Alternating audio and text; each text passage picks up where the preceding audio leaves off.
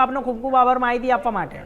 તો આગળ વાત કરીશું સુરેન્દ્રનગરની કલેક્ટર કચેરી ખાતે જ્યારે ખેડૂતો દ્વારા વિવિધ પ્રશ્નોને લઈને હલ્લાબોલ કરવામાં આવી રહ્યો છે। મોટી સંખ્યામાં ખેડૂતો કલેક્ટરને આવેદનપત્ર પાઠવવામાં પહોંચ્યા હતા, પરંતુ તમામ ખેડૂતોને કચેરીમાં પ્રવેશ ન આપવા માટે જ્યારે હોબાળો મચ્યો હતો।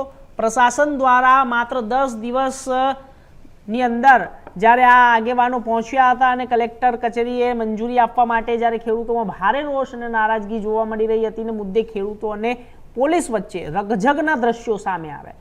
પરિસ્થિતિ વધુ ઉગ્ર ન બને તે માટે પોલીસ દ્વારા ખેડૂતોના આગેવાનો સાથે સમજાવટ પ્રયાસો હાથ ધરવામાં આવ્યા। ઘટનાને લઈને કલેક્ટર કચેરી બહાર ભારે ગહેમાગમી જોવા મળી છે।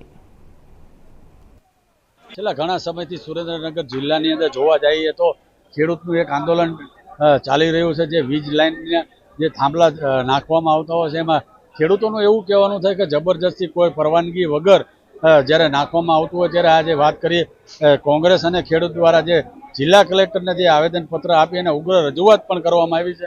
અને વાત કરીએ તો ગુજરાતના કોંગ્રેસના આગેવાનો અન્ય આગેવાનો દ્વારા ઉપસ્થિત લઈ અને ઉગ્ર માં કલેક્ટરને માંગ કરવામાં આવી છે। મયુર સંધી, ઇન્ડિયા ન્યૂઝ, સુરેન્દ્રનગર। તો આગળ વાત